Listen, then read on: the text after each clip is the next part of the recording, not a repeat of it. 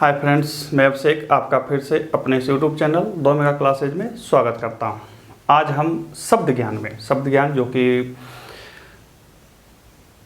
PCS के परीक्षा या ग्रेजुएशन स्तरीय जो परीक्षाएं होती हैं उसमें प्रायः कुछ शब्दों को रख करके पूछ लिया जाता है कि इससे आप क्या समझते हैं। एसएससी या स्टेट लेवल की जो परीक्षाएँ होती हैं स्नातक स्तरीय, उसमें प्रायः प्रश्न पूछे जाते हैं। साथ ही हमने इसे दो तरहों से, एक जो ऑब्जेक्टिव में पूछता है उस तरह से, और साथ ही सब्जेक्टिव में छोटे छोटे लेख के रूप में 2-2, 3-3, 4-4 नंबर के रूप में पूछता है। उस उद्देश्य से इस पूरे वीडियो को रखा है। ये हमारे वीडियो जो चैनल है उसमें आपका शब्द ज्ञान एक प्लेलिस्ट मिलेगी, उसी में जाकर के आप इसे देख सकते हैं। यहाँ सबसे पहले देखिए दो चीज़ें, मेगाफोन डिप्लोमेसी, गन बोट कूटनीति। ये इंटरनेशनल रिलेशनशिप यानी कि अंतर्राष्ट्रीय संबंधों में इन सब चीज़ों का उपयोग किया जाता है। हालांकि चीज़ें बहुत बड़ी होती है, यहाँ पे हम सिर्फ दो का परिचर्चा या विस्तृत वर्णन कर रहे हैं। जब अंतर्राष्ट्रीय संबंधों में दो देश, दो पक्ष आपस में बैठते हैं, बात करते हैं या कुछ उन चीज़ों के लिए साथ आते हैं तो एक दूसरे पर दबाव डालते हैं ताकि वो अपनी मांगों को, अपनी ज़रूरतों को, अपनी बातों को ज़्यादा से ज़्यादा दूसरे पक्ष से स्वीकृत करा सकें। ध्यान रखिए, इंटरनेशनल रिलेशनशिप में पहला और अंतिम उद्देश्य जो होता है वो सिर्फ और सिर्फ अपने हितों को ध्यान में रख के कार्य को किया जाता है या अपने सर्वोत्तम हितों को साधना ही होता है। इसके अलावा वहाँ कुछ नहीं होती है। और जो भी देश इसके अलावा कुछ और नीति पर चलते हैं यानी कि राष्ट्र हित से अलावे चलते हैं, उन्हें बर्बाद होने में भी टाइम नहीं लगती है। इसलिए देखिएगा कि आप जब इंटरनेशनल पॉलिटिक्स को देखेंगे तो देखेंगे कि बहुत सारे राष्ट्र ऐसे हैं जो सिर्फ और सिर्फ अपने हित को तवज्जो देते हैं। उन्हें फ़र्क नहीं पड़ता कि वो किससे वार्तालाप कर रहे हैं, कोई मतलब नहीं। अब अंकल सैम यानी कि अमेरिका को ही देखिए, वो कभी तालिबान से भी वार्ता करते हैं तो कभी उत्तर कोरिया भी पहुंच जाते हैं। मूल बात कहने का तात्पर्य है कि सिर्फ और सिर्फ ये अपने हित को देखते हैं, और जो समझदार राष्ट्र होते हैं वो यही कृत्य को करते भी हैं। वो आलतू फालतू चीज़ों में नहीं रखते हैं कि वो मेरा दोस्त है कि दुश्मन है। ठीक है, दोस्त दुश्मन बदलते रहते हैं, बनते रहते हैं, बिगड़ते रहते हैं, शाश्वत नहीं होते। तो आइए सबसे पहले देखते हैं मेगाफोन डिप्लोमेसी और गन बोट डिप्लोमेसी। अब कहिए कि श्रीमान इसकी वर्तमान में परिचर्चा क्यों? वर्तमान में परिचर्चा इसलिए कि आपको बता देता हूँ। अभी भारत के चतुर्दिक देखेंगे तो श्रीलंका, नेपाल, बांग्लादेश, भूटान और साथ ही नीचे जो छोटा सा मालदीव है वहाँ पर राजनीतिक रूप से बहुत उथल पुथल चल रही है।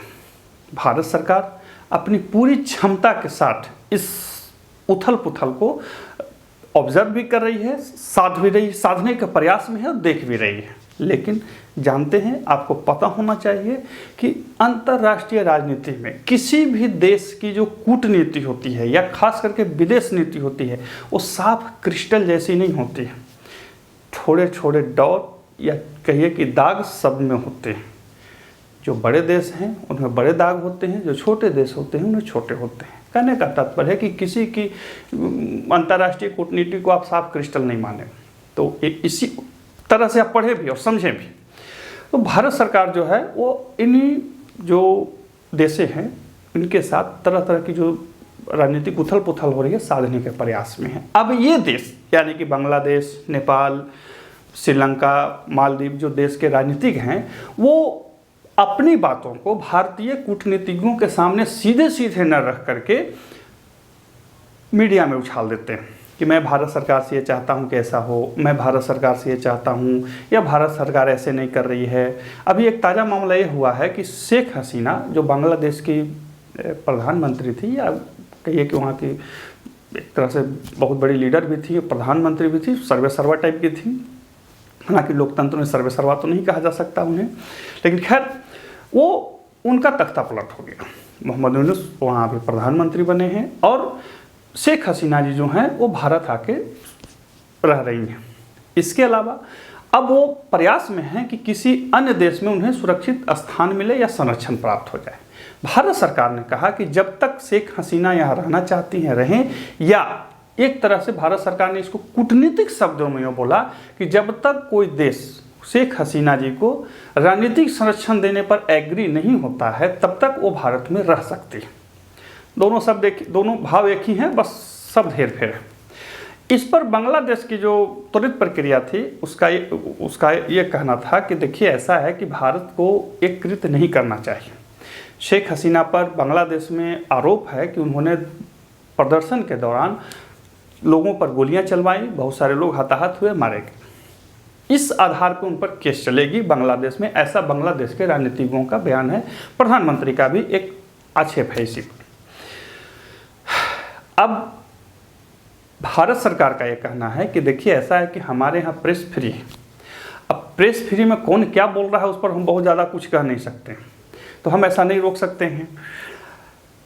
यहाँ पे मैं एक छोटा सा ऐतिहासिक किस्सा और बता देता हूँ। 50 के दशक में चीन और भारत के बीच में पंचशील का खुशबू उड़ रही थी, या पंचशील का मेवा चल रहा था। तत्कालीन जो विदेश मंत्री थे, शायद विदेश मंत्री, मैं कंफर्म नहीं हूँ, शायद विदेश मंत्री या प्रधानमंत्री जो भी थे वो भारत है। कुंवर नटवर सिंह जो कि बहुत बड़े ब्यूरोक्रेट भी थे अपने देश के, और बाद में क्या बने, विदेश मंत्री भी बने। वो उस समय नए नए रंगरूट हुए थे। तो कुंवर नटवर सिंह को उस चीन के जो आगंतुक थे उनके पास रखा गया कि इनकी सेवा को देखिए, इनको देखिए आप। जब वो महोदय जो थे वो सुबह सुबह उठे और चाय लिए तो देखा कि पेपर सामने थे, और पेपर में चीन के जो राजनीतिज्ञ थे उनको 2 रूपों में दिखाया गया था। जो रूप था कि पेड़, धड़ के नीचे का शरीर मानव का था और धड़ के ऊपर जो सिर था वो नाग का था। यानी कि चीन के जो राजनीतिज्ञ हैं वो शरीर से तो ठीक हैं लेकिन बुद्धि से नाग वाले हैं, और वो भारत को ग्रसने पर लगे हुए। सोचिए हमारे पत्रकार उस समय कितना अच्छा सोचते थे। खैर, तो वो देख के वो चिल्ला पड़े और उन्होंने नटवर सिंह को बोला कि देखो तुम लोग कितना गंदा आदमी हो कि हमको बुला करके हमको नाक बनवा रहे हो, ये कर रहे हो, वो कर रहे हो, हम अपने बात करते हैं, तुम लोग हमको बेइज्जत कर रहे हो। नटवर सिंह बोले कि देखिए श्रीमान, ऐसा है कि भारत सरकार आपके साथ समान व्यवहार कर रही है, कहीं कोई दिक्कत नहीं है, लेकिन हमारे यहाँ प्रेस फ्री है, प्रेस कुछ भी लिख सकती है, हम प्रेस को मना नहीं कर सकते हैं कि आप ये नहीं लिखे, आप वो नहीं लिखे, ऐसा नहीं हो सकता। हालांकि उन्हें समझने में बहुत कठिनाई हुई। इसके पीछे कारण ये था कि चीन में प्रेस फ्री नहीं है, चीन में प्रेस वही छापती है जो सरकार चाहती है, भारत में ऐसा नहीं है। तो खैर कहानी थी, हमने आपको सिर्फ समझने के लिए बता दिया। तो यहाँ पर भी भारत सरकार का यही कहना है कि देखिए हम ऐसा नहीं कर सकते। अब ऐसा कह सकते हैं, ऐसा नहीं कर सकते हैं, इसको एक बस्ते में डालिए। अब यहाँ पे आइए कि बांग्लादेश के जो नेता है ऐसा बयान क्यों दे रहे हैं। इसके अलावा आप ये सुनते होंगे कि नेपाल के प्रधानमंत्री नेपाल में इंटरव्यू दे रहे हैं तो उन्होंने मांग किया कि हम भारत के साथ पुनः सीमा निर्धारण चाहते हैं। इधर मालदीव वाले भी बोल रहे हैं कि हमें बराबरी का दर्जा दिया जाए, श्रीलंका वाले भी कुछ बोल रहे हैं। ऐसा क्यों होता है, ऐसा कोई कैसे करता है? यदि आप खेल के इच्छुक हैं तो देखते होंगे कि जब ऑस्ट्रेलियाई टीम भारत आती है तो उसके खिलाड़ी मीडिया में कुछ बयान देते हैं। क्यों देते हैं?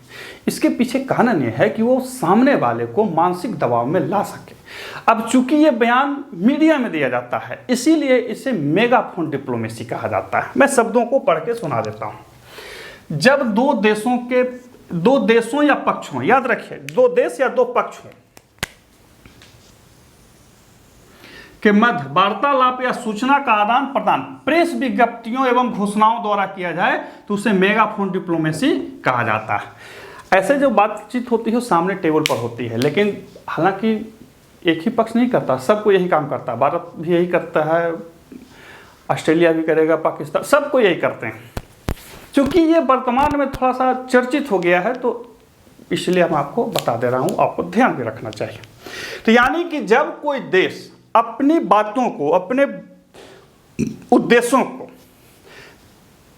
मीडिया में डालने लगे, घोषणाओं के द्वारा डालने लगे या सनसनीखेज समाचार पत्रों में डालने लगे तो इस प्रकार के डिप्लोमेसी को मेगाफोन डिप्लोमेसी कहा जाता है। और इसका मुख्य उद्देश्य यही होता है कि सामने वाले को अपनी बात मनवाने पर मजबूर किया जा सके या कम से कम उसको डराया धमकाया जा सके या बताया जा सके। उद्देश्य इसका मुख्य उद्देश्य दूसरे पक्ष को वांछित रुख अपनाने के लिए मजबूर करना होता है। अब जैसे कोई पड़ोसी देश है, मालदीव है या बांग्लादेश है या नेपाल है, वे भी बोलने लगे कि आप नहीं कीजिएगा तो चीन है मेरे साथ बैठा हुआ या अमेरिका बैठा हुआ है, तो एक क्या हुआ, एक तरह से बार्गेनिंग करना हुआ, ब्लैकमेल करना हुआ कि आप नहीं कीजिएगा तो हम करेंगे, करवाओ, भुगतोगे श्रीलंका जैसा। खैर, तो ये हुआ मेगाफोन डिप्लोमेसी, मेगाफोन हम बोल दिए जी। दूसरा है गन बोट कूटनीति या gun boat diplomacy. Gun boat diplomacy का मतलब हो गया चुपचाप लठैती वाला काम, अर्थात मेरा बात मानो नहीं तो हम सेना भेज के तुमको सीधा कर देते हैं। शब्द मैं पढ़ के सुना देता हूं। जब कोई राष्ट्र अपनी जरूरत या इच्छा पूरी करने के लिए सैन्य कार्रवाई की धमकी दे या सैन्य धमकी द्वारा अपनी कूटनीति को चलाए तो उसे गन बोट कूटनीति कहा जाता है। इसमें क्या किया जाता है कि किसी देश से बात मनवाना है तो उसके आसपास वो सेना उतार देगा। अब वो बेचारा डर गया कि तो चारों ओर से घेर लिया आपका, तो जो समझौता करना है कर लो। बड़े ताकतवर राष्ट्र इस तरह के कृत्यों को करते हैं। आपने नाटो का संगठन का नाम सुना होगा, जिसका मुख्य उद्देश्य क्या है? कहने को तो है कि मुख्य उद्देश्य अपनी सुरक्षा है, लेकिन कैसी सुरक्षा? ये लोग दुनिया भर में दादागिरी करते हैं और ये लोग छोटे छोटे देशों पर इसी तरह के कूटनीति का प्रयोग करते हैं। बात समझ रहे हैं? तो यहाँ पे हमने दो चीज़ सीखा। पहला मेगाफोन डिप्लोमेसी, दूसरा gun boat diplomacy. Megaphone diplomacy का मतलब हुआ जब कोई पक्ष या देश प्रेस वार्ता के द्वारा अपनी बातों को रखने लगे तो उसे मेगाफोन डिप्लोमेसी कहा जाता है, जिसका मुख्य उद्देश्य सामने वाले से अपनी बात को मनवाना होता है। दूसरा है गन बोट डिप्लोमेसी यानी गन बोट कूटनीति, जिसमें कोई देश सैन्य कार्रवाई द्वारा या सैन्य धमकी द्वारा अपने बातों को या अपनी कार्य को या अपनी इच्छा को मनवाने लगे तो उसे गन बोट डिप्लोमेसी कहा जाता है। अब आपसे परीक्षाओं में पूछ सकता है कि निम्न में से या गन बोट डिप्लोमेसी से आप क्या समझते हैं या मेगाफोन कूटनीति से आप क्या समझते हैं? आशा है कि आपको समझ में आ जाएगी। मेंस परीक्षाओं में नोट्स लिखने के लिए इस पर आपसे पूछ सकता है। जब आप पढ़ेंगे, बहुत ज़्यादा पढ़ेंगे, ये तो छोटा सा हमने बताया, सिर्फ और सिर्फ आपके ज्ञान की वृद्धि के लिए। समाचार पत्रों में, न्यूज़ चैनल में या कहीं पर भी जब इन शब्दों को आप देखें तो समझें कि इसका अर्थ क्या होता है। फिर मिलते हैं अगले वीडियो में, तब तक के लिए नमस्कार।